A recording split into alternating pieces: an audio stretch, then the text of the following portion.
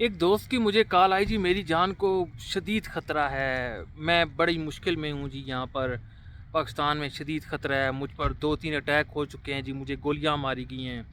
मेरे लिए कुछ करें, मेरे लिए कुछ करें। मैंने कहा आपको ख़तरा किससे है? और ख़तरा है तो आप मुझे क्यों कॉल कर रहे हैं? जी वो आबिद भाई, मुझे ख़तरा है मेरे ख़ानदान वालों से। वो मेरी दुश्मनी पड़ी हुई है और वो मुझे जान से मारना चाहते हैं।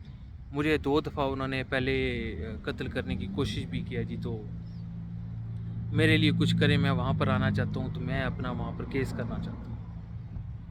पहले तो मुझे थोड़ी हँसी भी आई और उसके बाद थोड़ा-सा गुस्सा भी आया कि जान को ख़तरा है आपकी वहाँ पर ख़ानदान से, और आप यहाँ पर मुझे क्यों कॉल कर रहे हो भाई? ठीक है। हाँ, अगर कोई जेन्युइन केस होते हैं जो अकॉर्डिंग टू लॉज़ हैं, जो डिमांड पूरी होती हैं यहाँ पर, तो चलें फिर वो लायर देखते हैं यहाँ पर, और फिर चलें केस हो जाते हैं यहाँ पर, लोग पहुँच के करते हैं। तो आप लोग क्यों ऐसा कर रहे हो? तो नहीं जी आबिद भाई, मैं बड़ी मुश्किल में हूँ, मुझे वो मार देंगे। मैं कहा अच्छा मार देंगे तो आप ऐसा करो, किसी और जगह चले जाओ। ठीक है, किसी सिटी में और चले जाओ, किसी और सूबे में चले जाओ, आप वहाँ पे चले जाओ, आपकी जान बच जाएगी। नहीं, मैं कनाडा ही आना चाहता हूँ, मैं वहाँ पर आकर केस करूँगा। आप इस सिलसिले में मेरी हेल्प करें। तो दोस्तों, मैं आपको चंद चीज़ें बता दूँ इस हवाले से कि यहाँ पर जो सिक्योरिटी फोर्सेस हैं, इदारे हैं, जो भी हैं, और हुकूमत जो उनकी है वो इतनी बेवकूफ़ नहीं है। और आप लोग इस तरह के चक्करों में मत पड़ो। अगर आपका जेन्युइन केस नहीं है, आपकी चीज़ें पूरी नहीं हैं, ठीक है, और आपके पास स्टोरी स्ट्रॉन्ग नहीं है, ठीक है, तो आप यहाँ पर इस तरह के चक्करों में पड़ के ना, तो आप फिर अपनी ज़िंदगी ख़राब कर दोगे। ना सिर्फ अपनी ज़िंदगी ख़राब कर दोगे, बल्कि अपने घर वालों की ज़िंदगी ख़राब करोगे, अपने बीवी बच्चों की ज़िंदगी ख़राब करोगे, ठीक है, माँ बाप आपके परेशान होंगे, और सबसे ज़्यादा आप खुद यहाँ पर परेशान होगे। वजह उसकी ये है कि यहाँ पर आप अगर ये चीज़ करके आते हो, ठीक है, या यहाँ पर आप पहुँच गए हैं, क्योंकि बहुत सारे दोस्त यहाँ पर टोरंटो एयरपोर्ट पर पहुँचे, वैनकूवर में चले गए, या मॉन्ट्रियल में पहुँचकर वो इस तरह केस कर देते हैं। अब होता क्या है जी, वो कोई भी कंसल्टेंट उनको टकर गया, या कोई उनको आगे एक एजेंट टकर गया, ठीक है, किसी ने उनको कह दिया जी हम आपके करवा देते हैं ये सिलसिला। अब उनके पास ना ही केस स्ट्रॉन्ग है उनका, ना ही उनके पास चीज़ें पूरी हैं, ठीक है, और कंसल्टेंट साहब भी बस ऐसे ही हैं, उन्होंने स्टार्टिंग में पैसे ले लिए, और उसके बाद क्या हुआ कि वर्क परमिट चलो आ गया जी आपका, महीने 1.5 महीने में, 2 महीने में वर्क परमिट बहुत जल्दी आ जाता है केस जब करते हो आप तो, ठीक है।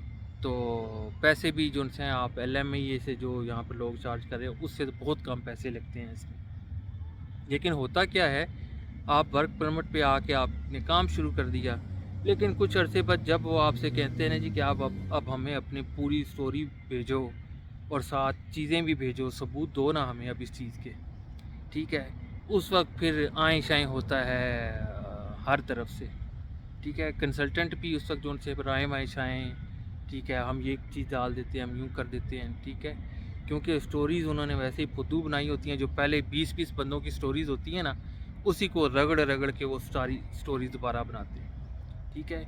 और मोस्टली ऐसा ही हो रहा है जी, 3,000 4,000 5,000 6,000 ले लेते हैं, ठीक है, और 20 बंदों की आगे स्टोरी उसी तरह फाइल हुई हुई हैं, वही स्टोरीज़ उस तरह लगा लगा के दोबारा भेजी जा रहे हैं। तो आगे हुकूमत क्या, आपने हुकूमत को यहाँ की बेवकूफ़ समझा हुआ है, ठीक है, क्या उनको नहीं पता कि लोग क्यों आ रहे हैं, क्या कर रहे हैं वो यहाँ पर आके? उल्टा होना क्या है, ठीक है, तो कई लोगों को तो मैंने देखा है कि उनके तो डेढ़-डेढ़ साल, 2-2 साल उनको वर्क परमिट ही नहीं आया, हुकूमत पूछती ही नहीं है उनको। आप रहें यहाँ पर, वो आपको निकालेंगे नहीं, लेकिन ना आप यहाँ पर काम कर सकेंगे, ना आप अपने बीवी बच्चों को बुला सकेंगे, ठीक है? तो ये मैं ये भी नहीं कहता कि जिनके जेन्युइन केस हैं वो ना करें, जिनके पास स्ट्रॉन्ग स्टोरीज़ हैं, ठीक है, प्रूफ्स हैं उनके पास, वो करें, बहुत जल्दी होते हैं केस। हमारे अल्बर्टा में यहाँ पर 6 महीने से 9 महीने के अंदर केस हो जाते हैं पूरे-पूरे, PR मिल जाती है, ठीक है। तो आप अगर जेन्युइन केस नहीं है तो खुदारा इस चक्कर में पड़ के ख़राब ना हो। हाँ, अगर आपका स्ट्रॉन्ग एविडेंसेस और चीज़ें हैं तो ज़रूर करें, ठीक है।